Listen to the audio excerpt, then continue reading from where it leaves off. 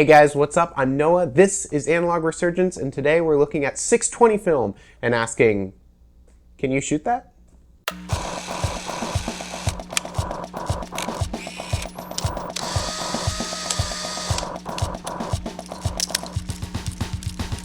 .620 film. Allow me to let you guys in on a little secret. 620 film is actually identical to 120 medium format film. Yes, 620 and 120 are identical film. So what's the difference? Well, it comes down to a slightly different spool that the film is on. Kodak introduced 620 film in the 1930s, actually as a replacement for 120. But 120 won out over the format and remained far more popular. This was also a way for Kodak to manufacture film that would only specifically fit into their cameras that they made. Cameras that take the 620 film format are typically these box Brownie cameras, which you sometimes find in antique stores or just in people's houses as decorations. But the question still begs to be asked, if you have a 620 camera, can you shoot that? Yes, as I mentioned before, 120 film and 620 film are nearly identical. The only difference is the spool that the film is on. Now the spools on 120 film are usually just these plastic spools, and these are pretty standard ones that they all come on.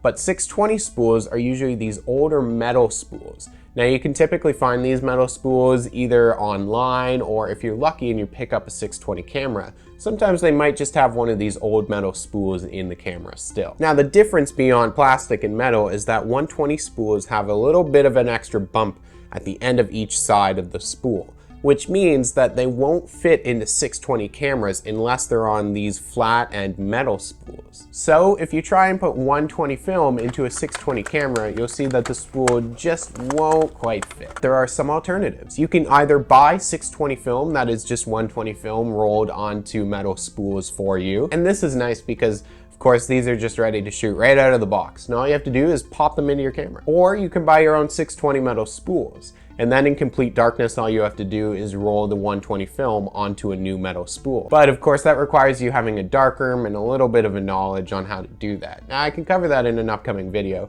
but of course that doesn't help you guys out if you don't really have a dark room that you can do it in. Alternatively, if you want to do it yourself, all you need is some sandpaper, and then you can actually shave off the little bit on the ends of both sides of the 120 spool, just until it fits snugly into that 620 camera. So there you have it. All those old box cameras suddenly have a use after all. All you have to do is find the film that fits inside of it. If you do, most labs will still process it, because any lab that's capable of processing 120 medium format film is capable of processing 620 as well. A good tip to keep in mind is to ask for those 620 spools back whenever you drop off an order at the lab. And then you can either roll your new film onto it, or you can use it as the take-up spool in your camera because you need one of those to shoot. Now, of course, granted, these aren't the best cameras out there, but they're still kind of fun, and there is something about using a camera that's almost 100 years old at this point. And remember, never be afraid to experiment on lesser known formats if you want to. Thank you guys so much for watching, and subscribe if you haven't done so already, and I'll